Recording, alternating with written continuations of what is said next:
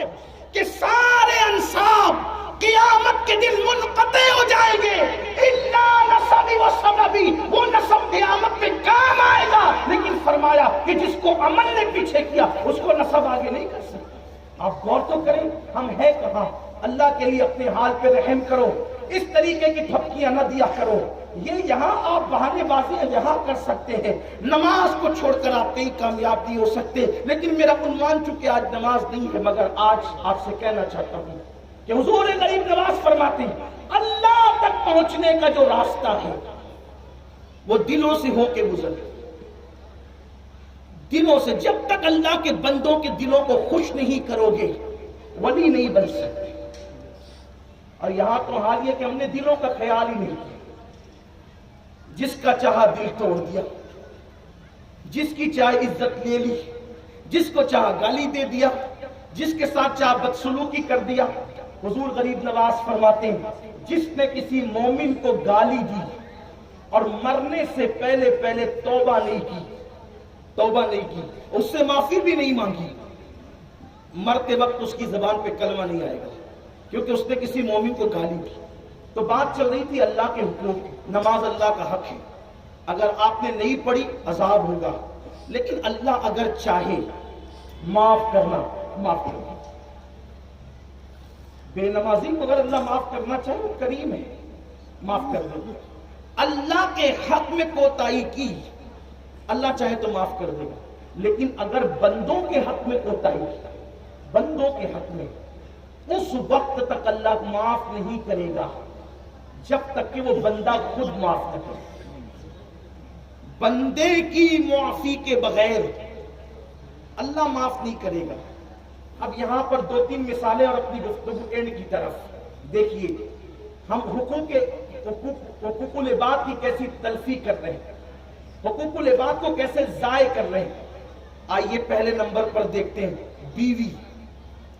ہم بیوی کو بالکل گھر کی نوکرانی سمجھتے ہیں، لوگ بیوی کو گھر کی نوکرانی سمجھتے ہیں، اسے ماریں گے، پیٹیں گے، گالی دیں گے، اس کی حق تلفی کریں گے، اگر معاذ اللہ سالن میں نمک زیادہ ہو جائے تو گالیاں، دیر سے سو کر اٹھے تو گالیاں، گالی تو عام ہے، گناہ نہیں سمجھتے۔ میرے آقا علیہ السلام فرماتے بیوی کی عزت صرف شریف لوگ کرتے، شریف لوگ۔ دیکھو شرافت اور رذالت کا معیار کیا ہے، کون شریف ہے کون کمینہ ہے، حضور نے خود بیان کر دیا۔ اللہ کے رسول علیہ السلام فرماتے بیوی کی عزت صرف شریف لوگ کرتے ہیں، کمینہ انسان بیوی کی عزت نہیں کرتا۔ آپ حاجی صاحب ہے، نمازی صاحب ہے، متولی صاحب ہے، یہ صاحب ہے اور وہ صاحب ہے، کچھ بھی ہیں، اگر آپ اپنی بیوی کی عزت نہیں کرتے تو اللہ کے رسول آپ کو کمینہ کہہ رہے ہیں۔ فرمایا کمینہ بیوی کی عزت نہیں کرتا، اور پھر فرمایا کہ تم میں سب سے بہتر وہ ہے، تم میں سب سے بہتر وہ ہے جو اپنی بیوی کے ساتھ اچھا سلوک کرتا ہے، اور میں تم سب میں بہتر ہوں کہ میں تم سب سے زیادہ اچھا سلوک اپنے گھر والوں کے ساتھ کرتا ہوں۔ بھائی اسٹیج پر آ کر کے اچھی بات کرنا تو ہماری مجبوری ہے، سیٹ کے ساتھ اچھی بات کرنا تو مزدور کی مجبوری ہے، باہر اچھی بات کرنا تو اپنی مجبوری ہے، لیکن اصل انسان کی پہچان گھر میں ہوتی ہے کہ تم گھر میں کون ہو۔ ام المومنین حضرت عائشہ صدیقہ فرماتی ہیں کہ اللہ کے رسول کی 11 بیویاں تھی، ایک ساتھ 9 رہی، لیکن حضور علیہ السلام نے اپنی پوری زندگی میں اپنی کبھی کسی بیوی کو ڈانٹا تک نہیں۔ اور یہاں تو سالن میں نمک زیادہ ہونے پر طلاق، جہیز نہ ملنے پر طلاق، کتنی طلاق کی باتیں کرتے۔ آج ٹی وی چینلوں پہ بیٹھ کر مسلمانوں کے مذہب کا مذاق اڑایا جاتا ہے کہ مسلمان طلاق زیادہ دیتا ہے۔ اللہ اکبر، مجھے بتاؤ اپنے مذہب کو ہم نے لوگوں کے سامنے پیش تو نہیں کیا، الٹا اپنے عمل سے اپنے مذہب کو بدنام کرنے کی کوشش کی۔ اور یاد رکھنا، لوگ کہتے ہیں یار چلو طلاق دیں گے تو دوسری مل جائے گی، میں آپ سے کہتا ہوں بالکل دوسری ملے گی، لیکن کسی کی زندگی سے کھلواڑ کرنے والوں، کسی کی زندگی سے کھیل کھیلنے والوں، اگر 2 بچے ہونے کے بعد یا شادی کے 5-10 سال کے بعد آپ نے اس عورت کو چھوڑ دیا تو کیا آپ اس کے مہر کے ساتھ اس کی جوانی بھی لوٹا سکو گے؟ کیا اس کا شباب بھی لوٹا سکو گے؟ اس کا کنوارا پن بھی لوٹا سکو گے؟ یاد رکھنا، کسی کی زندگی سے کھیلنے والوں، دل کے کانوں سے ایک حدیث سننا اور اچھی طرح سے سننا۔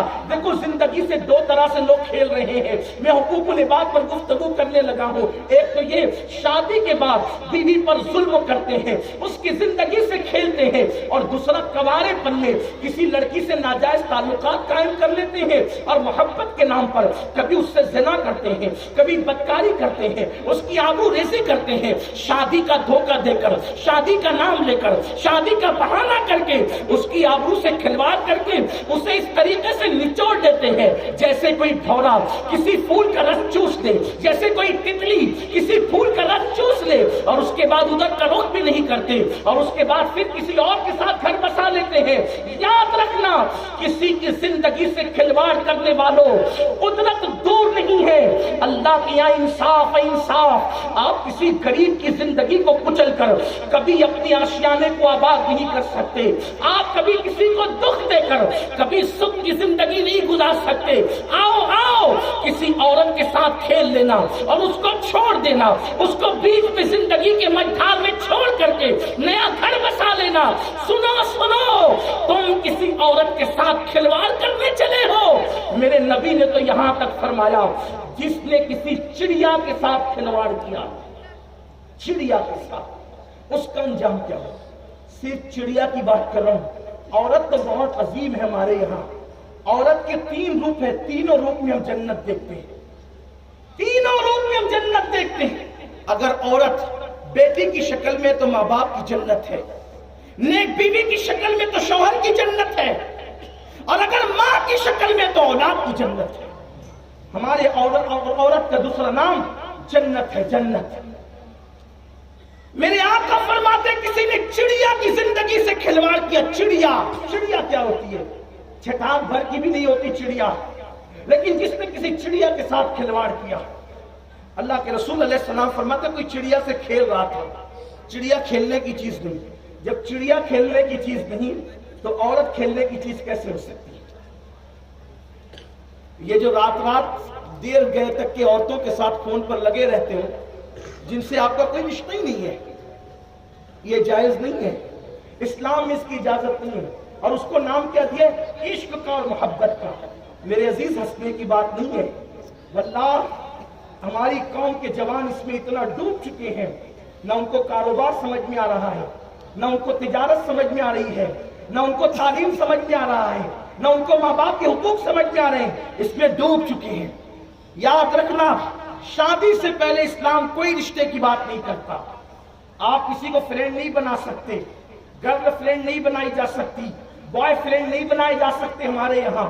ارے جب چچا کے بیٹے کے ساتھ عورت کے لیے پردہ کرنا فرض ہے، وہ چچا زاد بھائی ہے، بھائی، چچا زاد بھائی، اس سے بھی پردہ کرنا فرض ہے، مامو زاد بھائی سے پردہ کرنا فرض ہے، پھوپھی زاد بھائی سے پردہ کرنا فرض ہے۔ میں اپنی بہنوں کی بھی توجہ چاہتا ہوں، تو محلے کے لڑکوں سے، کالج کے لڑکوں سے، اسکول کے لڑکوں سے، یونیورسٹی کے لڑکوں سے بے پردہ دوستی کرنے کی اجازت کس نے دی ہے؟ یہ حرام ہے، اسلام اس کی اجازت نہیں دیتا۔ اور جب بھی اسلام کی تعلیم کو پیٹ کے پیچھے ڈالو گے، ہمیشہ خون کے آنسو رونا پڑے گا۔ چڑیا سے نہیں کھیل سکتے، چڑیا سے کھیل رہے تھے، چڑیا مر گئی، چڑیا سے کھیل رہے تھے، چڑیا مر گئی۔ اللہ کے رسول علیہ السلام فرماتے ہیں، فقیہ ابو اللیث لکھتے ہیں، اللہ کے غیب داں نبی صلی اللہ علیہ وآلہ وسلم نے فرمایا، جس نے چڑیا سے کھیلا، چڑیا مر گئی، قیامت میں وہ چڑیا اللہ کی بارگاہ میں فریاد کرے گی، میرے اللہ، آج عدل کا دن ہے، آج انصاف کا دن ہے، مجھے عدل چاہیے، مجھے عدل چاہیے۔ اس شخص نے میرے ساتھ کھیلا تھا اور میں مر گئی، اس نے میری زندگی سے کھیلا تھا۔ عورتوں کی زندگی سے کھلواڑ کرنے والوں، چڑیا اس دن فریادی ہوگی، چڑیا، چھوٹی سی چڑیا، ننھی سی چڑیا، اور وہ اللہ کی بارگاہ میں کہے گی، مولا، اس نے میری زندگی سے کھیلا تو میں مر گئی تھی، میرا قصور کیا تھا، اس سے پوچھ، مجھے آج عدل چاہیے، مجھے آج انصاف چاہیے۔ تو اللہ کے رسول علیہ السلام فرماتے ہیں، اس آواز میں اللہ ایسی کڑک پیدا کرے گا، ایسی تیزی پیدا کرے گا کہ مجرم کے کان میں جب وہ آواز پہنچے گی تو یوں لگے گا جیسے بجلی کڑک گئی اور مجرم کے کان پھٹ جائیں گے۔ اس چڑیا کی فریاد کو سن کر مجرم کے کان پھٹ جائیں گے اور پھر وہ چڑیا کا جواب میرا اللہ یوں دے گا اپنی عدالت میں، آج عدل کا دن ہے، آج انصاف کا دن ہے، آج کسی پہ ظلم نہیں ہوگا، ہر مظلوم کو اس کا حق دیا جائے گا، ہر مظلوم کو اس کا حق دیا جائے گا۔ اور پھر میرا اللہ فرمائے گا اگر کسی سینگ والی بکری نے بغیر سینگ والی بکری کو مارا ہوگا تو اس سینگ والی بکری کو بھی اس کے ظلم کا بدلہ دیا جائے گا۔ اگر کسی پتھر نے دوسرے پتھر سے ٹکرا کر کے اس کو خراش دی ہوگی تو وہ خراش دینے والے پتھر کو بھی اس کے ظلم کا بدلہ دیا جائے گا۔ مجھے بتاؤ اللہ اکبر، جب سینگ والی بکری کو بغیر سینگ والی بکری کو مارنے کے بدلے میں اس کے ظلم کا بدلہ اسے دیا جائے گا تو اللہ میرا اللہ فرمائے گا یہ شخص جس نے چڑیا سے کھیلا ہے اور چڑیا کو مار ڈالا ہے، اللہ اکبر، میرا رب فرمائے گا اس کی پہاڑ جیسی نیکیاں چڑیا کی زندگی سے کھیلنے کے بدلے میں ضائع کر دی جائے گی اور اس کو منہ کے بل گھسیٹتے ہوئے جہنم میں لے جایا جائے۔ آپ سے میں پوچھنا چاہتا ہوں جس نے چڑیا کی زندگی سے کھلواڑ کیا اس کی پہاڑوں جیسی نیکیاں ضائع ہوگی اور اس کو منہ کے بل گھسیٹتے ہوئے جہنم میں لے جایا جائے گا۔ جس نے عورتوں سے کھلواڑ کیا، ان خواتین سے بھی کہتا ہوں اگر بہو جہیز کم لے کر آئی ہے ان کو کتنا تانا دیتی ہو، اور عورتیں بھی طلاق کا سبب بنتی ہے، صرف مرد ہی ذمہ دار نہیں ہے، گھر کی وہ ساس، گھر کی وہ ننند، گھر کی وہ عورتیں جو تیل مرچ ڈال کر کے رشتوں میں دراڑ پیدا کرتی ہے۔ یاد رکھنا یہ دنیا ہمیشہ رہنے کی جگہ نہیں ہے، کسی کی زندگی سے کھلواڑ مت کرو۔ اور اس کے بعد آئیے دوسری بات، اللہ اکبر، ماں باپ کے بھی تو کچھ حقوق سمجھے جاتے ہیں، بیوی کے بھی تو کچھ حقوق سمجھے جاتے ہیں۔ عام طور پر لوگ بہن بھائیوں کو کوئی حیثیت ہی نہیں دیتے، بہن بھائیوں کو کوئی حیثیت ہی نہیں دیتے لوگ۔ اللہ اکبر، آئیے اگر آپ نے بہن کا حق ادا نہیں کیا، بہن کا حق کیا ہے؟ اگر بہن بھوکی ہے اسے کھانا کھلاؤ۔ ہم کہتے ہیں اللہ کی راہ میں خرچ کرو، اللہ کی راہ میں خرچ کرو، اللہ کی راہ میں خرچ کرنے کا مطلب ابھی تک ہم نے نہیں سمجھا۔ جب بھی ہماری طرف سے اعلان ہوتا ہے اللہ کی راہ میں خرچ کرو، فوراً ذہن میں آتا ہے مسجد بناؤ، مدرسہ بناؤ، یہی اللہ کی راہ میں خرچ ہے۔ میں بھی مسجد مدرسے والا آدمی ہوں، لیکن آپ سے یہ کہتا ہوں مسجد بنانے سے زیادہ، مدرسے میں دینے سے زیادہ اگر ہمیں کہیں ثواب ملتا ہے تو اپنے رشتہ داروں پہ خرچ کرنے سے، رشتہ داروں پہ خرچ کرنے سے ہمیں ڈبل ثواب ملتا ہے۔ ایک تو خرچ کرنے کا ثواب، ایک تو صلہ رحمی کا ثواب۔ لیکن آپ کو یہ نہیں کہتا کہ آپ مدرسوں سے معاذ اللہ منہ موڑ لیں، کیونکہ مدرسوں کا وجود ضروری ہے۔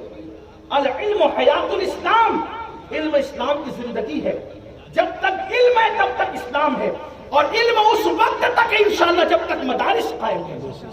میں مدارس سے منہ موڑنے کی بات نہیں کر رہا ہوں، لیکن یاد رکھو سب سے زیادہ ثواب ہمیں اپنے رشتہ داروں پہ خرچ کرنے سے ملتا ہے۔ ہم مدرسے میں تو 50,000 لکھا دیتے، نام ہو گیا فلاں سیٹ صاحب نے 50,000 لکھا ہے، لیکن بہن تو تڑپ رہی ہے، بھائی تو بے چین ہو رہا ہے۔ زکوٰۃ کے پہلے حقدار ہمارے بہن بھائی اگر وہ مستحق ہے تو، بلکہ یہاں تک ہمارے بزرگوں نے ہمیں طریقہ بتایا، اگر بھائی کو زکوٰۃ دینے سے اس کو شرم آئے گی، اس کو اچھا نہیں لگے گا، تو یہاں تک آپ کہہ کے دے سکتے کہ یہ تیرے لیے اور تیرے بچوں کے لیے تہواری ہے، یہ لے لے۔ یعنی زکوٰۃ کا ذکر کرنا ضروری نہیں ہے، اس کی عزت نفس کا خیال کرتے ہوئے صرف دل میں نیت کر لینا کافی ہے۔ لیکن ہم نے تو اپنے رشتہ داروں سے منہ موڑا، ہم تو عیش کی زندگی گزارتے رہے اور ہمارے رشتہ دار قسم کرسی میں زندگی گزارتے رہے۔ آؤ اس پر بھی ایک بات سنو۔ حضرت سیدنا مالک ابن دینار رضی اللہ تعالیٰ کا دور ہے۔ حضرت مالک بن دینار مکے میں رہتے تھے۔ اس دور کے ایک بزرگ ہیں جو مالک ابن دینار کے حلقہ بگوش تھے، ان کے حلقے میں بیٹھنے والے تھے۔ وہ فرماتے ہیں ایک شخص عجم سے آیا، عجم سے ہجرت کر کے آیا، اور عجم سے ہجرت کر کے آنے کے بعد وہ مکے میں رہنے لگا۔ پوری رات وہ حرم میں گزارتا، پوری رات حرم میں گزارتا، پوری رات حرم میں عبادت کرتا اور دن کو روزے سے رہتا۔ پھر میں نے سوچا میں سفر پہ جا رہا تھا، میں نے سوچا میرے پاس اتنا زیادہ سونا ہے، یہ سونا میں سفر میں کیسے لے جاؤں گا تو ایسا نہ ہو کہ مجھے لوٹ لیا جائے۔ تو میں نے سوچا مکے کے نیک لوگوں میں کون ہے، تو ایک بندے کو جو پوری رات حرم میں گزارتا تھا اور حرم میں اللہ کی عبادت کرتا تھا، تو میں نے اپنے سونے کی تھیلی اس بندے کے ہاتھ میں دے دی اور اس سے کہا کہ لو، میں سفر سے واپس آؤں گا تو یہ اپنا سونا واپس لے لوں گا۔ وہ بزرگ فرماتے ہیں کہ جب میں سفر سے واپس آیا تو مجھے کسی نے اطلاع دی کہ تم سفر پر گئے تھے اور اس شخص کا انتقال ہو گیا جو پوری رات عبادت کرتا تھا، جو روزانہ دن میں روزے رکھتا تھا۔ مجھے بڑا صدمہ ہوا، میرا اتنی محنت سے کمایا ہوا سونا، میری اتنی بڑی دولت ضائع ہو گئی۔ تو اللہ اکبر، میں پریشان رہنے لگا۔ ایک دن میں نے حضرت سیدنا مالک بن دینار سے کہا، اے مالک کیا کروں، میں نے بڑی محنت سے وہ سونا جمع کیا تھا اور اس شخص کو میں نے دیا اور اس کا انتقال ہو گیا، اب پتہ نہیں وہ سونا کہاں ہے۔ تو حضرت مالک بن دینار نے فرمایا ایک کام کرو کہ جب جمعہ کا دن آئے تو جمعہ کی شب جب آدھی گزر جائے تو شب جمعہ آدھی گزرنے کے بعد تم جو ہے وہ رکن یمانی کے پاس جانا، اور کعبۃ اللہ شریف میں کعبے کے 4 کونے ہیں، چاروں کونے کے ایک نام ہے، رکن اسود ہے، رکن عراقی ہے، رکن شامی ہے، رکن یمانی ہے۔ تو مالک بن دینار نے کہا کہ شب جمعہ میں نصف شب گزرنے کے بعد تم جو ہے وہ رکن یمانی پر جانا اور وہاں جا کر کھڑے رہنا، جب بھیڑ چھٹ جائے تو جس شخص کو تم نے سونا تھمایا تھا اس کا نام لے کر کے کہنا کہ اے فلاں مجھ سے بات کر، کیونکہ اگر وہ شخص اہل جنت میں سے تھا، کیونکہ تم کہتے ہو کہ وہ پوری رات عبادت کرتا تھا، وہ پوری رات حرم میں گزارتا تھا اور ہر دن روزہ رکھتا تھا، تو یقیناً وہ جنتی ہوگا۔ اگر وہ جنتی ہے تو جنتیوں کی روحیں ہر شب جمعہ کو رکن یمانی کے پاس جمع ہوتی ہے، تو تم وہاں پر آواز لگانا، اگر وہ جنتی لوگوں میں سے ہے تو وہ تم سے بات کرے گا، تمہاری سونے کی تھیلی تمہیں مل جائے گی۔ اللہ اکبر۔ پھر وہ کہتے ہیں کہ میں شب جمعہ میں گیا، جب بھیڑ چھٹ گئی تو میں نے آواز لگائی، اے فلاں تم مجھ سے بات کرو، مجھ سے کلام کرو، لیکن کوئی جواب نہیں آیا، اس وقت کوئی جواب نہیں آیا۔ اللہ اکبر۔ وہ بزرگ کہتے ہیں میں پھر حضرت مالک بن دینار کے پاس گیا اور مالک بن دینار کے پاس جانے کے بعد میں نے ان سے کہا، انہوں نے تو کوئی جواب ہی نہیں دیا۔ حضرت مالک بن دینار نے زور سے پڑھا، انا للہ و انا الیہ راجعون۔ فرمایا وہ جنتیوں میں سے نہ تھا، حرم میں پوری رات عبادت کرنے کے باوجود، ہر دن روزہ رکھنے کے باوجود وہ جنت میں نہیں تھا، وہ جنتیوں میں سے نہیں تھا۔ اب جاؤ یمن کا سفر کرو، اور یمن میں ایک کنواں ہے جس کا نام ہے برہوت، وہاں رات کو جاؤ، نصف شب گزرنے کے بعد اس کنویں میں آواز لگانا، اب تمہیں وہ وہیں ملے گا، جو یہاں نہیں ملے گا وہ وہاں ملے گا، وہاں جاؤ۔ وہ کہتے ہیں میں یمن پہنچا اور اس کنویں پر پہنچا تو وہاں سے لوگوں کے چیخنے چلانے کی آوازیں آنے لگی۔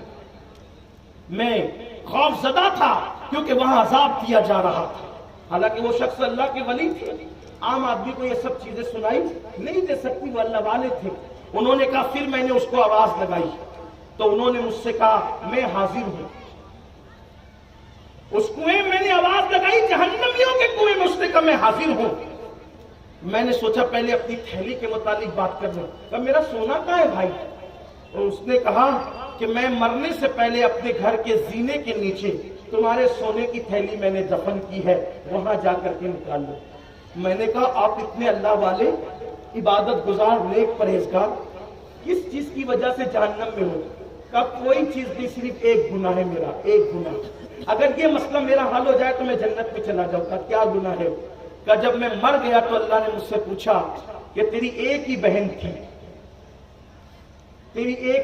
تو اس کو چھوڑ کر کے مکہ آ گیا ہجرت کر کے، تو یہاں کھاتا رہا وہ بھوکی رہی، تو یہاں پیتا رہا وہ پیاسی رہی، تو یہاں کپڑے پہنتا رہا اور وہ وہاں پر پھٹے پرانے کپڑوں پہ زندگی گزارتی رہی، تو نے اپنی بہن سے کبھی رابطہ نہیں کیا، تو نے اپنی بہن کی کبھی خیریت نہیں پوچھی، میری ساری عبادتیں دھری کے دھری رہ گئی اور صرف بہن کا حق ادا نہ کرنے کی وجہ سے میری عبادتوں کا مجھے وہ صلہ نہیں ملا جو میں سمجھتا تھا، اور بہن کی حق تلفی نے مجھے جہنم کے عذاب میں گرفتار کر دیا۔ میرے بھائی، تیری سونے کی تھیلی مل جائے تو میری بہن سے ملاقات کرنا، اگر میری بہن مجھے معاف کر دے گی تو انشاءاللہ تعالی میں پھر جنت میں چلا جاؤں گا۔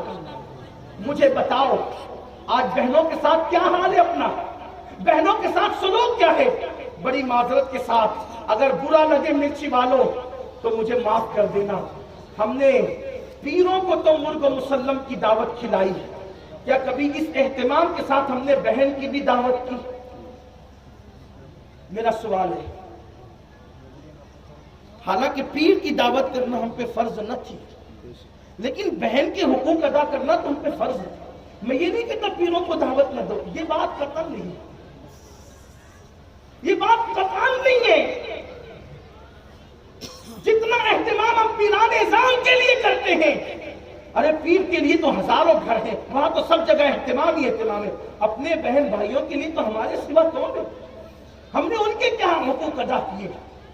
ہم نے اصول کو چھوڑ کر کے فرا کی طرف توجہ کی، اور یہ شیطان کی عادت ہے، وہ فرائض سے ہٹا کر کے انسان کو نوافل میں اٹھا دیتا ہے۔ پیروں کی بھی دعوت کرو، شان سے کرو، نظر و پیش کرو، شان سے کرو، لیکن پہلے اپنے بہن بھائیوں کا، ورنہ دیکھو مکے میں مرنے کے بعد بھی جہنم میں جا رہا ہے بہن کی حق تلفی کرنے کی وجہ سے۔ یہ حقوق ہیں۔ آخری طرف چلتے ہیں، آخری حصے کی طرف، اس سے بڑے حقوق، حقوق العباد میں اب 2 حق بچے ہیں، وہ بیان کر کے بات مکمل ہوتی ہے۔ اس سے بڑے، بہن بھائیوں سے بڑے حقوق ماں باپ کے ہیں، ماں باپ کے حقوق اس سے بڑے ہیں۔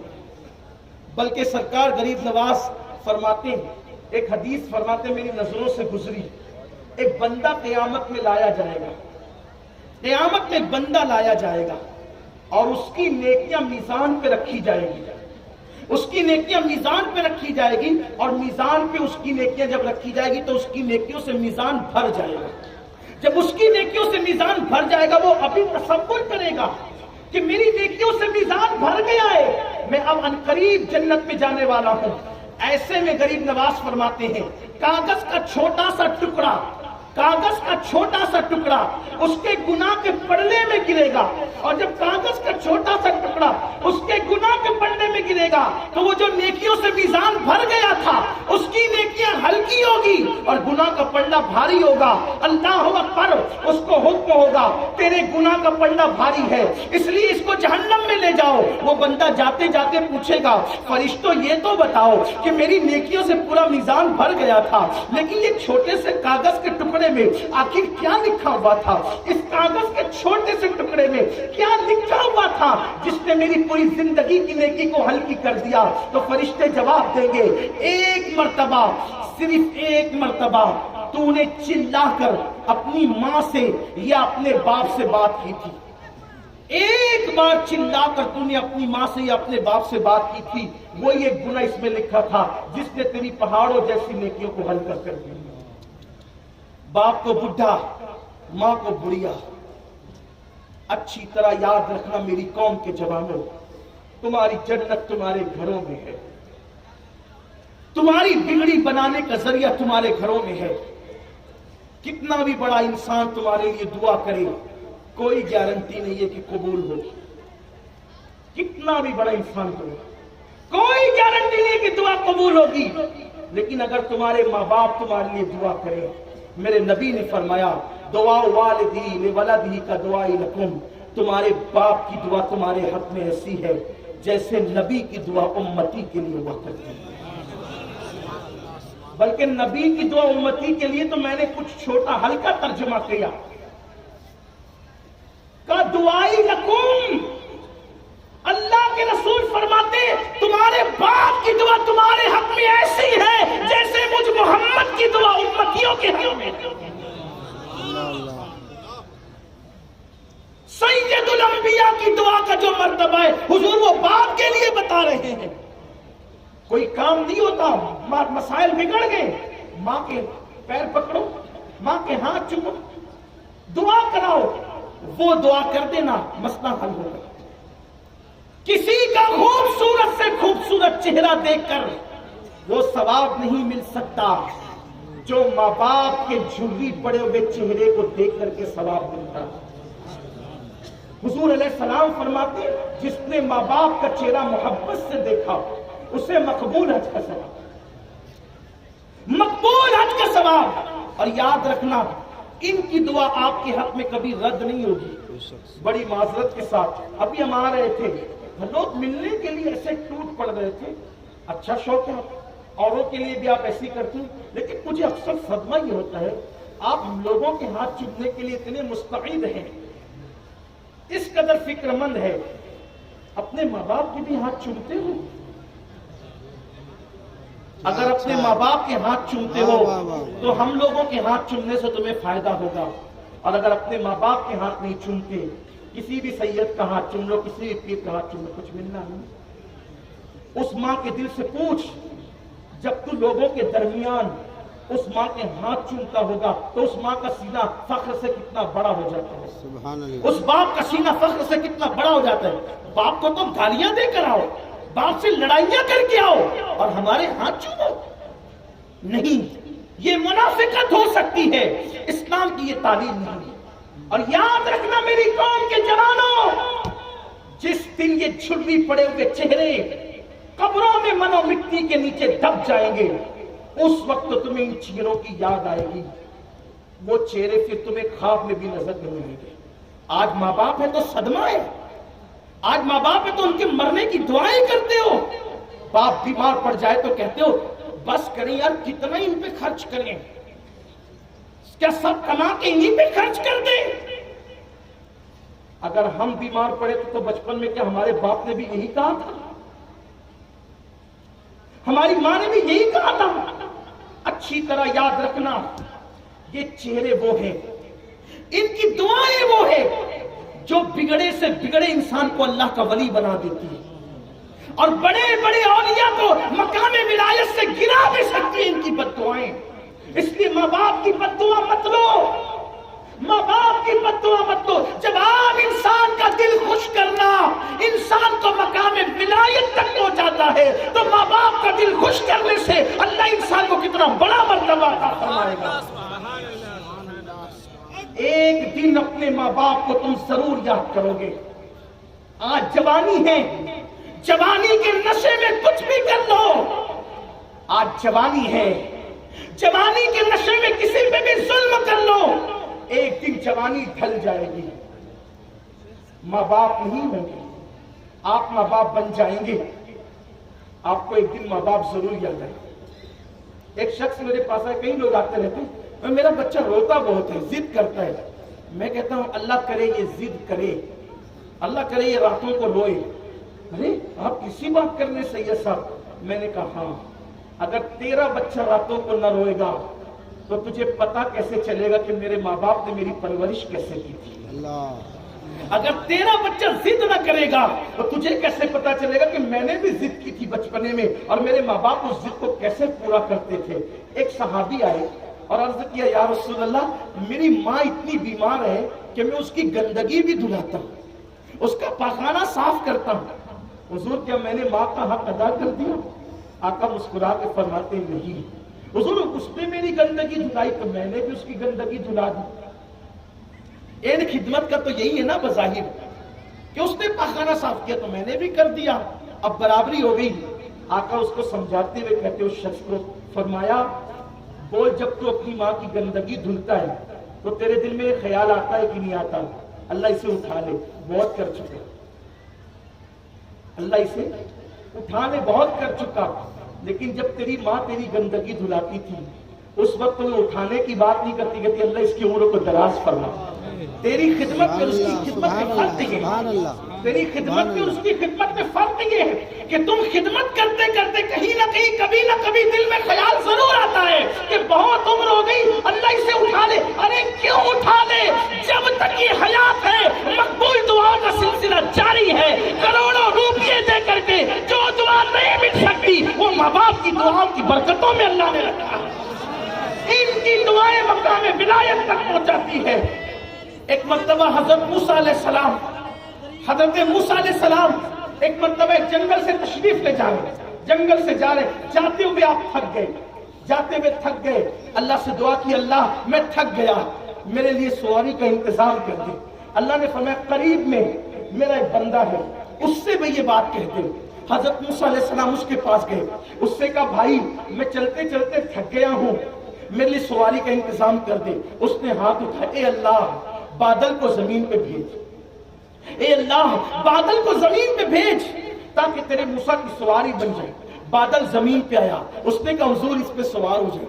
موسیٰ علیہ السلام بادل پہ سوار ہو گئے، کہا اب آپ جہاں چاہتے ہیں وہاں لے جائے گا آپ کو۔ موسیٰ علیہ السلام چلے، اس کی مولا کتنا مقبول ہے، کتنا نیک ہوگا، کتنا پرہیزگار ہوگا۔ جواب آیا موسیٰ نہ کوئی نیک ہے نہ کوئی پرہیزگار، تم نیکی کے جس معیار پہ سے سوچ رہے ہو اتنا نیک نہیں ہے، اتنا پرہیزگار ہے۔ کافر کہا موسیٰ بس اس کی ایک ہی ادا ہے، وہ ادا یہ ہے کہ اس نے اپنی ماں کی بہت خدمت، اس نے اپنی ماں کی بہت خدمت کی، حتیٰ کہ اس کی ماں اس کی خدمت سے خوش ہو گئی اور مرتے مرتے اس کی ماں نے اس کے لیے دعا کی، اللہ میرے بیٹے نے میری بہت خدمت کی ہے، یہ جب بھی تجھ سے جو دعا کرے تو اس کی ہر دعا کو پوری کر دے۔ سبحان اللہ۔ بس اس کی ماں کی دعا کا اثر ہے کہ یہ جو دعا، حالانکہ یہ نیک نہیں ہے اس جیسا جیسا آپ گمان کر رہے ہیں، لیکن بس ماں کی دعا کا اثر ہے کہ یہ جو مانگتا ہے اس کو عطا کر دیتے ہیں۔ یہ ماں کی دعا کی تاثیر ہے۔ ماں باپ کی خدمت کرو میرے عزیز، ماں باپ کی خدمت کرو۔ آئیے یہاں پر مجھے اختتامی لمحات میں حضور کی امی یاد آتی ہے، حضور کی ماں یاد آتی، اللہ کے رسول کی امی جان یاد آتی۔ اللہ اکبر۔ ایک دن جب ماں باپ نہیں رہتے نا تو ماں باپ یاد آتے ہیں۔ میرے نبی کے پاس کمی کیا تھی؟ میرے نبی کے پاس کمی کوئی کمی نہیں تھی، ان کو جنت کے مالک ہیں وہ، صرف سر میں درد اور لوگ ستائیں تو اللہ ان کو لامکاں پہ بلا کے اپنا دیدار کرا دے۔ اللہ نے اپنا دیدار انہیں کرایا، کوئی کمی نہیں ہے، لیکن اتنا ضرور یاد رکھنا ماں کی کمی کا احساس کہیں نہ کہیں کبھی نہ کبھی انسان کو ضرور ہوتا ہے۔ اللہ اکبر۔ ایک دن اللہ کے حبیب علیہ السلام مغرب کی نماز کے بعد، نماز مغرب کے بعد، مغرب کی نماز کے بعد مسجد نبوی کے کونے میں بیٹھ کر چپ کے رو رہے، حضور کی آنکھوں میں آنسو۔ کتنی عظیم ماں ہے وہ، کائنات کی عظیم ماں۔ اس ماں کی طرح کون سی ماں ہو سکتی ہے؟ کسی کا بیٹا غوث ہے، کسی کا بیٹا قطب ہے، کسی کا بیٹا عبدال ہے۔ اے آمنہ تم وہ خوش نصیب ماں ہو کہ تمہارا بیٹا محبوب خدا ہے۔ سبحان اللہ۔ کسی کا بیٹا کمپنی کا مالک، کسی کا بیٹا فیکٹری کا مالک، کسی کا بیٹا کارخانے کا مالک۔ آمنہ اس عورت اور اس مقدس خاتون کا نام ہے جس کا بیٹا کونین کا مالک ہے، حبیب کردگار ہے۔ اللہ اکبر۔ حضور کی امی یاد آئی ہے تو اپنی گفتگو کو سمیٹتے ہوئے یہ بات میں ضرور کہوں گا کہ یہ بتاؤں آپ کو حضور اپنی امی سے کتنا پیار کرتے تھے۔ اللہ اکبر۔ حضور کی امی، حضور ابھی صرف 6 سال کے تھے، 6 سال کی عمر میں ماں کا وصال ہو گیا۔ ماں کے پیٹ میں تھے، والد کا وصال ہو گیا، 6 سال کی عمر میں ماں کا وصال ہو گیا، بلکہ وصال بھی ہوا تو سفر میں ہوا، حالت سفر۔ بہت ساری کتابوں سے ایک اتنے مجموعہ نچوڑ کر حضور کی امی کی بارگاہ میں خیرات پیش کرنے لگا ہوں، تھوڑی توجہ کریں گا اس امید پر کہ اللہ میری ماں، ہماری ماؤں کی مغفرت کرے آمین۔ اس مقدس ماں کے صدقے میں۔ کائنات کی اس سے خوش نصیب ماں کوئی نہیں۔ کیوں؟ اس لیے کہ جس نے 9 مہینے تک مصطفیٰ جان رحمت کو اپنے شکم میں رکھا۔ بلکہ یہاں ایک نفیس بات عرض کرتا ہوں اہل علم کے لیے خاص۔ اللہ اکبر۔ حضور قبر میں آرام کر رہے ہیں، حضور قبر میں آرام اور زندہ ہیں، آرام کر رہے اور زندہ ہیں۔ میرے امام کہتے تو زندہ ہے واللہ، تو زندہ ہے واللہ، میری چشم عالم سے چھپ جانے والے۔ اور پھر چونکہ آرام کر رہے تو زمین کا کچھ حصہ حضور کے جسم سے مس ہے، لگا ہوا ہے، حضور کے جسم سے لگا ہوا ہے۔ ٹھیک ہے، بات سمجھ میں آتی ہے؟ آسان ہے۔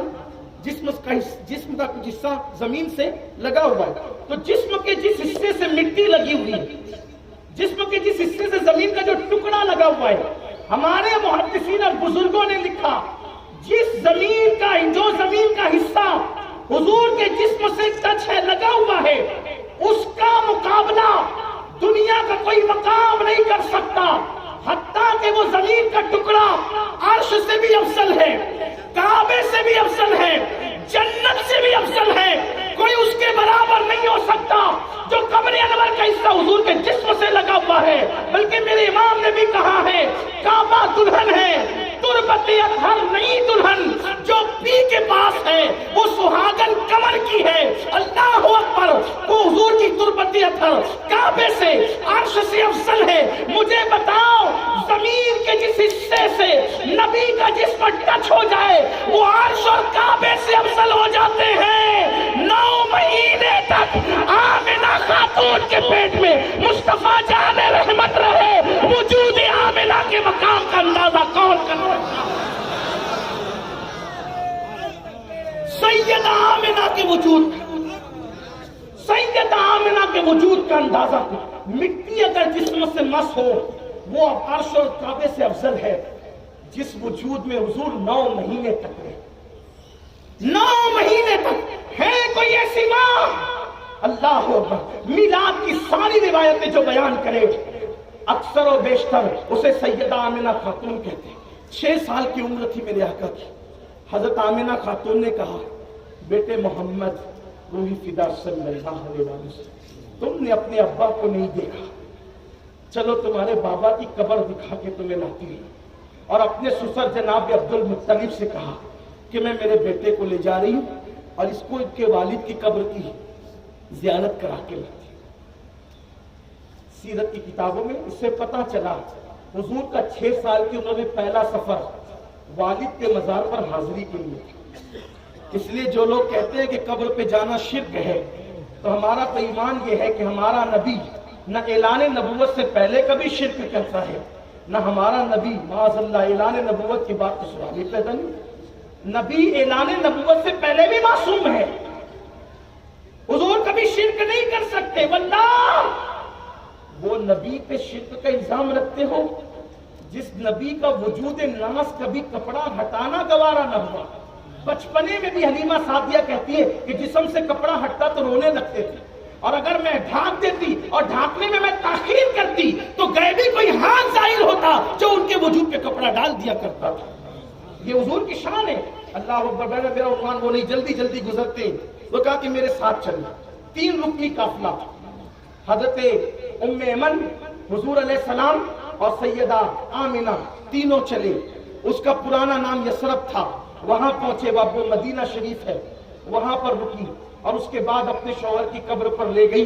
حضور اپنے والد کی قبر پر تھے، اپنے در یتیم کو دیکھتی اور شوہر کی قبر دیکھتی، اشعار پڑھتی، روتی جاتی، واپس پلٹی تو راستے میں وہی صدمے سے طبیعت خراب ہو گئی۔ اور جب طبیعت خراب ہو گئی تو مقام ابوا پر جو راستے میں پڑتا ہے وہیں پر آپ کی طبیعت اب اس قابل نہ رہی کہ سفر آگے کر سکے، تو ام ایمن جو ان کی کنیز تھی وہ اس سواری کو لے گئی، ایک ٹیلے پر روک دیا اور ایک پتھر کا سرہانہ دے کر حضرت آمنہ کو لٹا دیا۔ حضور اپنی ماں کے سینے کے پاس بیٹھے ہوئے ہیں۔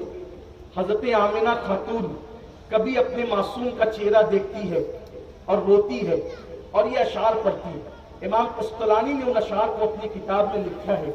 کیا اشعار پڑھتی ہے اللہ اکبر، تھوڑی آپ توجہ کریں۔ میں جو وہ آخری حق بیان کرنا چاہتا تھا، ماں باپ کے حق سے بڑا حق، اس کی طرف بھی آ جاتے ہیں اور اسی میں اس کو سمیٹ کر کے گفتگو پوری کر لیتے ہیں۔ حلیمہ حضرت آمنہ خاتون جو ہے وہ حضور کا چہرہ دیکھتی ہے اور اشعار پڑھتی ہے، نعت کے اشعار۔ اس کا مفہوم یہ ہے، فرماتی ہیں ہر نئی چیز پرانی ہو جائے گی، ہر نئی چیز پرانی ہو جائے گی، ہر عروج کو زوال ہوگا، لیکن آمنہ کا نام قیامت تک زندہ رہے گا۔ خود کہہ رہی ہیں آمنہ کا نام قیامت تک زندہ رہے گا، کیونکہ میں نے ایسے چاند سے بیٹے کو جنم دیا ہے جس کی وجہ سے میرا ذکر مشرق اور مغرب میں ہوتا رہے گا۔ میرا بیٹا وہ ہے، پھر میرے آقا کی انہوں نے شان بیان کی، گویا کہ نعت مصطفیٰ پڑھ رہی ہے اور نعت پڑھتے پڑھتے ان کی آنکھیں بند ہو گئی، وہ حضور کی شان میں اشعار پڑھ رہی ہے۔ کیسی ماں ہے، حضور کا چہرہ دیکھ کر، اللہ اکبر، حضور کا چہرہ دیکھ کر حضور کی نعت پڑھ رہی ہے۔ حضور 6 سال کے ہیں، ماں کے سینے کے قریب بیٹھے ہیں، رو رہے ہیں، ماں بھی رو رہی ہے، اور اچانک وہ اشعار پڑھتے پڑھتے آنکھیں بند ہو جاتی، آنکھیں بند ہوئی۔ حضور ماں کے سینے پہ سر رکھ کے روتے ہیں اور اپنی امی سے کہتے ہیں، امی وہ جو ابھی تھوڑی دیر پہلے تم بول رہی تھی اور بولو نا اس کو۔ ایمن نے چمٹا لیا اور چمٹا کر کے کہا، اے محمد، جو لوگ دنیا سے چلے جاتے ہیں پھر وہ کبھی بولا نہیں کرتے۔ یہ اللہ کی حکمت تھی کہ ایمن نے منع کر دیا، ورنہ میرے نبی اگر دوسری مرتبہ کہتے امی بولو تو دنیا دیکھ لیتی حضور کی ماں بول پڑتی، لیکن ابھی وہ وقت نہیں تھا، قدرت کی حکمت بالغاہ ابھی پردے ڈالنا چاہتی تھی۔ اللہ اکبر۔ ایمن نے کہا، یہ پہلی موت تھی جو حضور کی نگاہوں کے سامنے ہوئی تھی۔ ایمن نے کہا کہ جو دنیا سے چلے جاتے ہیں ان کو دفن کیا جاتا ہے، تو ایمن کے ساتھ مل کر میرے نبی نے 6 سال کی عمر میں پہلی مرتبہ کسی کی قبر کو کھودا تھا۔ کسی کی قبر صحابہ نے کھودی ہے، کسی کی قبر اولیاء نے کھودی ہے، کسی کی قبر انبیاء نے بھی کھودی ہے، لیکن آمنہ اس مقدس خاتون کا نام ہے جس کی قبر سید الانبیاء نے، امام الانبیاء نے اپنے ہاتھوں سے کھودی ہے۔ اللہ اکبر۔ اور قبر کھود کر پھر اپنے ہاتھوں سے ایمن کے سہارے قبر میں رکھا بھی ہے، مٹی برابر کر دی گئی۔ ایمن نے حضور کا ہاتھ پکڑا اور کہا چلو، کیونکہ جب آخری لمحات تھے تو حضرت آمنہ خاتون ایمن سے کہتی تھی، آمنہ خاتون ایمن سے کہتی تھی، ایمن یہ میری بڑی مقدس امانت ہے، یہ میری بہت بڑی امانت ہے، اس امانت کو میں تمہارے سپرد کر رہی ہوں، میری امانت سنبھال کے لے جانا اور اس کے دادا عبد المطلب تک پہنچا دینا۔ ایمن نے قبر بن جانے کے بعد مقام ابوا میں حضور کا ہاتھ پکڑا، کہا چلو۔ میرے معصوم 6 سال کے نبی نے کہا، ایمن میری امی، فطرت کہہ رہی ہے ایمن میری امی۔ ایمن نے کہا، اے محمد، اب تمہاری امی ہمیشہ یہی رہے گی، اب تمہاری امی ہمیشہ یہی رہے گی، اب ہمیں واپس جانا ہے۔ حضور نے ایمن کا ہاتھ چھڑایا، پھر ٹیلے کی طرف بڑھے۔ ایمن ان کو ڈھونڈنے لگی، جب ٹیلے کے اوپر پہنچی تو کیا دیکھا؟ حضور اپنی ماں کی قبر پہ سر رکھ کر کہہ رہے تھے، امی تمہیں تو معلوم تھا نا کہ اس وقت دنیا میں میرا تمہارے سوا کوئی اور نہیں ہے، تم بھی مجھے چھوڑ کر چلی بھی۔ حضور بول رہے سینے سے لگا کر ایمن نے کہا، ایسا نہیں کہتے، چلو۔ سینے سے لگا کر لے گئی۔ ایمن کہتی ہے، جب میں اپنے آگے محمد عربی کو اپنی اونٹنی پہ بٹھا کر مکے کی طرف لے جا رہی تھی تو محمد عربی پلٹ پلٹ کر اپنی ماں کی قبر کی طرف دیکھ رہے تھے، اور پھر پوری زندگی حضور اپنی امی کو بار بار یاد کرتے رہے۔ اتنی لمبی تمہید کا مقصد یہی تھا کہ آج جو ماں باپ کی قدر ہم نہیں کر رہے، ایک دن آئے گا ماں کی یاد آئے گی، ماں نہیں ہوگی، باپ کی یاد آئے گی، باپ نہیں ہوگا۔ جب لوگ، بلکہ تمہاری اولاد جب تمہاری نافرمانی کرے گی تو تمہیں یاد آئے گی، خوشیوں میں تمہیں ماں یاد آئے گی، غموں میں تمہیں ماں یاد آئے گی، لیکن اس وقت وہ لوگ نہیں ہوں گے۔ یہاں اپنی بات جہاں سے شروع کی تھی آگے بڑھانے سے پہلے ایک بات کہنا چاہتا ہوں۔ اللہ اکبر، کہ اللہ کے رسول علیہ السلام میرے آقا مغرب کی نماز پڑھا کر مسجد نبوی میں چپ کے رو رہے ہیں۔ صحابہ حضور کے چہرے کو دیکھتے رہتے تھے، تکتے رہتے تھے۔ جب دیکھا کہ آقا رو رہے تو صحابہ حضور کے قریب گئے اور جا کر کے کہا، آقا کیوں رو رہے ہو؟ آقا کیوں رو رہے ہیں؟ جسے قدرت نے مردے زندہ کرنے کی طاقت دی ہو، جسے قدرت نے پتھروں کو بلوانے کی طاقت دی ہو، جسے قدرت نے درختوں کو اپنے پاس بلانے کی طاقت دی ہو، उस नबी से साहबा पूछते हुजूर आप क्यों रो रहे? रोने की वजह क्या है? मेरे आका फरमाते हैं, ऐ मेरे साहबा, आज मुझे मेरी माँ हजरत आमिना की याद आ गई है। आज मुझे मेरी माँ हजरत आमिना की याद आ गई। मत तरसाओ अपने माँ बाप को। इमामुल अंबिया को माँ की याद आई, हमें नहीं आई, हमें नहीं आएगी, लेकिन पछताओगे, बहुत पछताओगे। आज उन्हें घर का कचरा समझते हो, बहुत पछताओगे। दोस्तों के साथ फोन पर गुफ्तगू करने के लिए वक्त है, माँ बाप को देने के लिए टाइम नहीं, बहुत पछताओगे। उनके दिलों से जाके पूछो जिनके माँ बाप नहीं है। जब हम घर में नहीं होते थे और खाना अच्छा बनता था तो माँ हमारे लिए छुपा के रखती थी, और आज जब हम कोई अच्छी चीज लाते हैं तो माँ से छुपा के लाते हैं। माँ ना देख ले, बाप ना देख ले, क्या जवाब? अल्लाह के हबीब अलैहिस्सलाम से साहबा ने पूछा, आका क्यों रो रहे हो? आका फरमाते, मेरी माँ आमिना मुझे याद आ गई। जब ये जुमला सुना सब रो पड़े, सबकी आंखों में आंसू आ, सब रोने लगे सैयदा आमिना के लिए। फिर मेरे आका अलैहिस्सलाम ने जब साहबा को रोते हुए देखा, उनके आंसू थमे, तो मेरे सरकार ने फरमाया, ऐ मेरे सहाबा, अगर आज मेरी माँ आमिना हयात होती, अगर आज मेरी माँ आमिना हयात होती तो क्या होता? आज मेरी माँ आमिना हयात होती तो क्या होता? साहबा ने बड़े तजस्सुस से कहा, आका क्या होता? आका फरमाती, मैं तुम्हें नमाज पढ़ा रहा होता, मैं तुम्हें एक एक जुमले पे तवज्जो, अल्लाह करे किसी औलाद के दिल में बात उतर जाए, मैं तुम्हें नमाज पढ़ा रहा हूं। कौन? नमाज लाने वाला रसूल, जाने नमाज, जिसकी अदाए नमाज बन गई वो रसूल कहते हैं।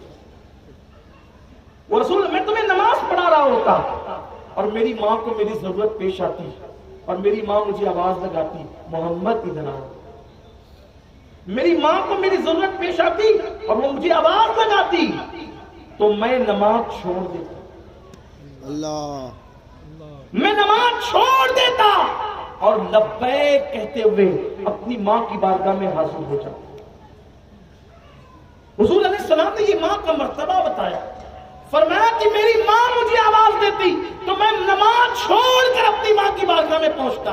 और आज हमारी माएं हमें बुलाती है, हम दोस्तों की महफिल छोड़कर अपनी माँ के पास आने के लिए तैयार नहीं। हमारा बाप बुलाता है, दोस्तों की महफिल छोड़ के आने के लिए तैयार नहीं, बल्कि माअज़ल्लाह नाजायज ताल्लुकात जिन लड़कियों से हो गए हैं, घंटों उनसे बात करते हैं, माँ बाप इंतजार में बैठते हैं, मेरा बेटा आएगा मुझसे बात करेगा, मुझे टाइम देगा। सबके लिए टाइम है, माँ बाप के लिए कोई टाइम नहीं है। मेरी कौम के जवानों, माँ बाप का एहसास करो। और यहाँ दूसरी बात यह है कि जिस सैयदा आमिना की कब्र मेरे आका ने अपने हाथों से बनाई थी, 6 साल की उम्र में खोदा भी था, बनाया भी था अपने हाथों से, आज उस सैयदा आमिना की कब्र को वहाबियों ने ये कहकर उखाड़ डाला कि ये एक काफिर की कब्र थी, ये काफिर की कब्र थी, और उस पे माअज़ल्लाह कचरा डालना शुरू किया। जब मैं गया सैयदा आमिना के मज़ार पर, मैं फूट फूट के रोया। क्यों? इसलिए कि उस पर वो बदबूदार आयल डाला हुआ था, मजार खोदी जा चुकी थी। मैंने कहा, किसकी मजार खोदा है इन्होंने? जिस मजार को मेरे नबी ने अपने हाथों से बनाया था। आज लोग कहते हैं मौलाना मसलक की बात मत करो यार, सभी कलमा पढ़ते हैं। मैं सिर्फ आज एक बात करके गुजरना चाहता हूं, एक बात करके जाना चाहता हूं अपने जवानों से। आप जाने, आपका काम जाने, हम अपनी जिम्मेदारी पूरी करते हैं। आप कहते हैं सब कलमा पढ़ते हैं, आप उनकी मुखालफत क्यों करते हैं? मुझे बताओ ऐ गंजूर जवानों, अगर तुम्हारी माँ को कोई गाली दे तो क्या तुम उसके पीछे नमाजें पढ़ोगे? तुम्हारी माँ को कोई गाली दे तुम उसके साथ रिश्तेदारियां करोगे? करना आपको क्या आप जाने, लेकिन मेरी माँ उतनी कीमती नहीं जितनी मेरे नबी की माँ कीमती है। मेरी माँ का वो तकद्दुस नहीं जितना मेरी नबी की माँ का तकद्दुस है, क्योंकि किसी का बेटा गौस है, किसी का बेटा कुतुब है, किसी का बेटा अब्दाल है, लेकिन आमिना का बेटा है अल्लाह का हबीब। زمانے میں سید الانبیاء ہے، اس نبی کی ماں کو کافر کہتے ہیں یہ لوگ۔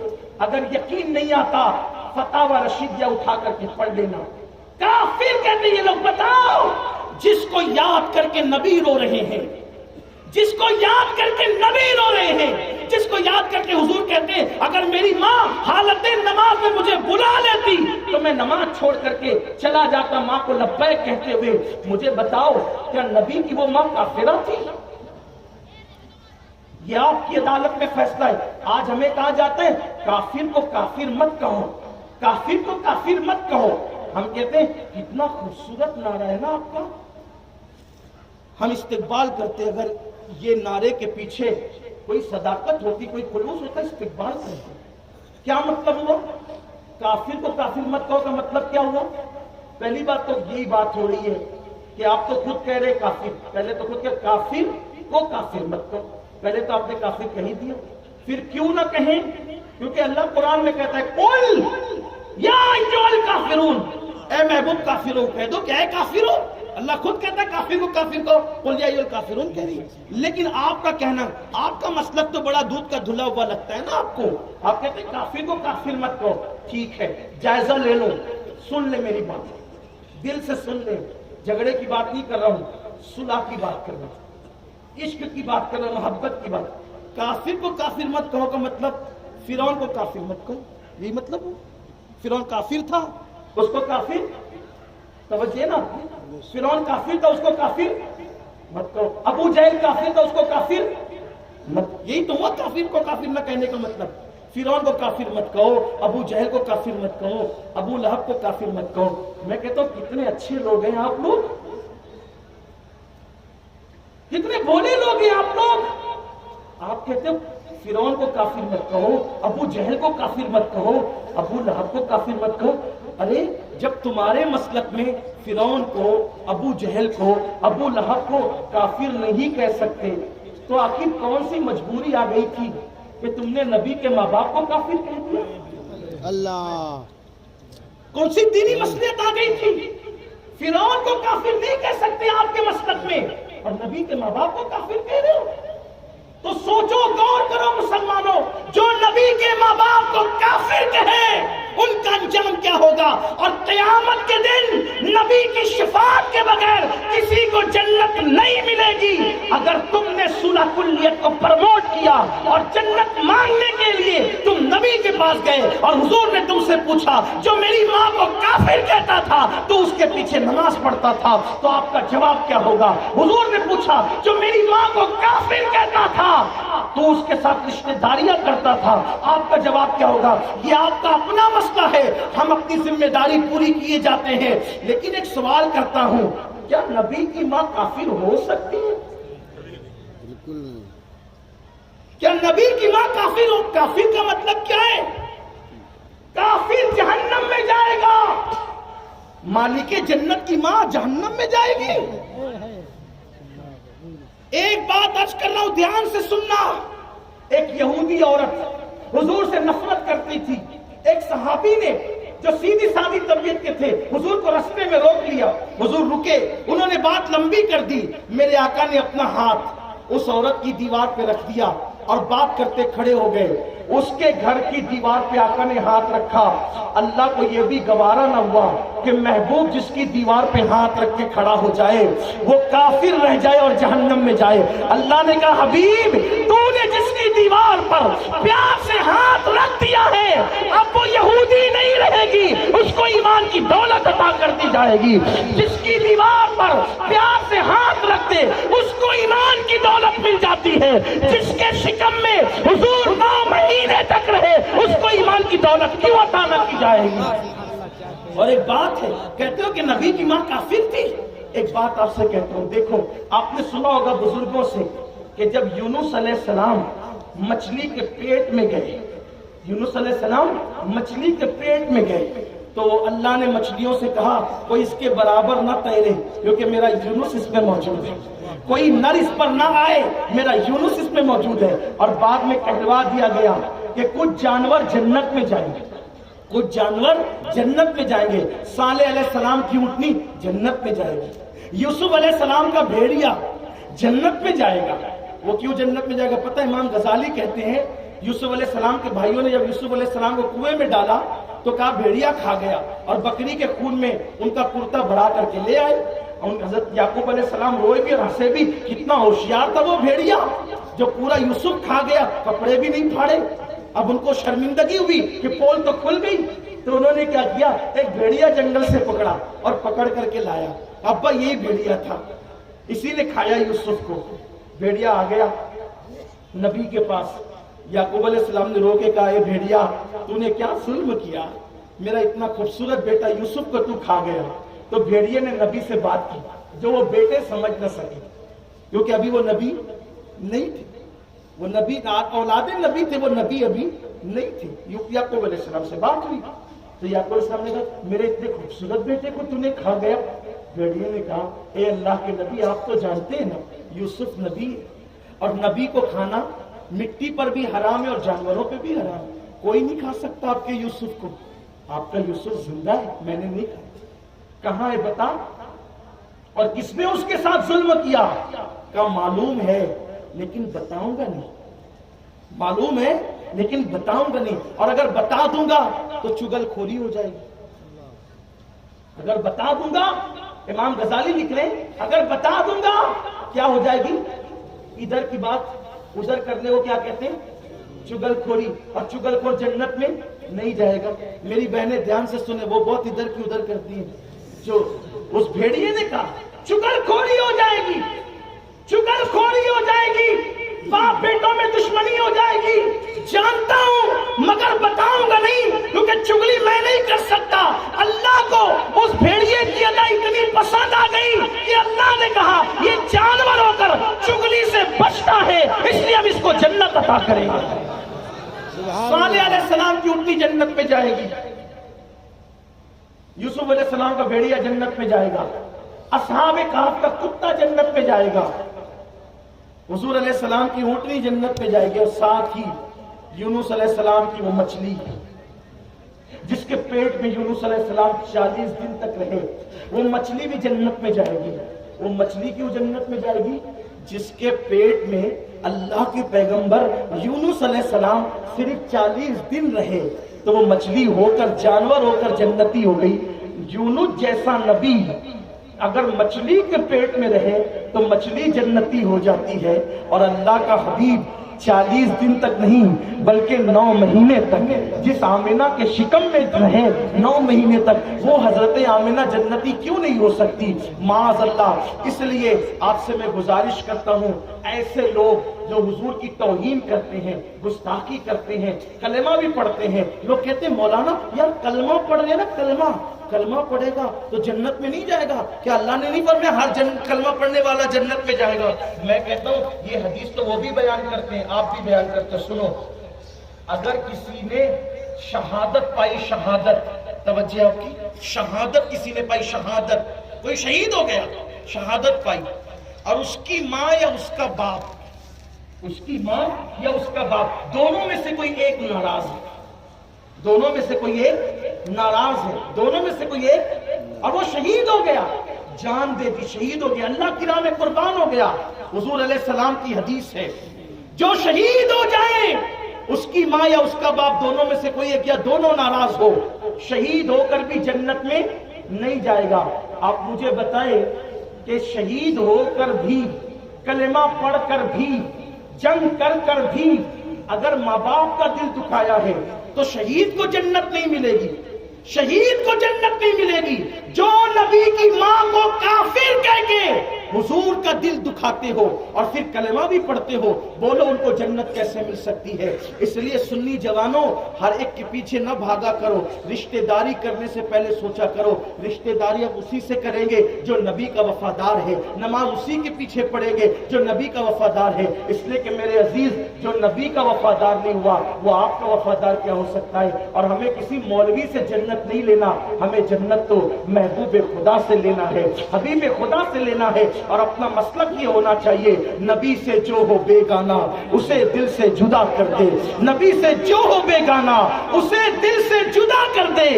در مادر بلادر مال و جاں ان پر فدا کر دے۔ اللہ ہم سب کو سچے مسلک اہل سنت و جماعت پر رہنے کی توفیق عطا فرمائے۔ اللہ ہم سب کو حقوق العباد بھی ادا کرنے کی توفیق عطا فرمائے۔ گفتگو کے درمیان اگر کوئی غلطی خامی رہ گئی ہو، میں اللہ کی بارگاہ میں توبہ کرتا ہوں۔ استغفر اللہ ربی من کل ذنب واتوب الیہ وما علینا الا البلاغ۔ ابھی آپ کو جانا نہیں ہے کیونکہ محفل ابھی جاری رہے گی انشاءاللہ۔ یہ پروگرام ہے، محفل ابھی جاری رہے گی، بیان ہوا ہے لیکن ابھی دوسرے پروگرامات آگے چلتے رہیں گے۔ پروگرام کرنے والے بہت محنت سے محفلیں سجاتے ہیں، آپ لوگ اٹھک بیٹھک کر کے خراب کر دیتے تو ان کا دل دکھتا ہے، اور آپ نے بھی سنا کہ دل سے ہو کر رستہ قدرت تک جاتا ہے۔ اس لیے کسی کا دل نہ توڑے، آپ سب کو سنیں۔ اگر کوئی حاجت ہو تو الگ بات ہے، حاجت نہیں ہے تو پھر آپ یہیں بیٹھیں اور سننے کی کوشش کریں۔ اور مجھے پتا چلا ہے کہ گزشتہ دنوں مفتی نوشاد رضوی صاحب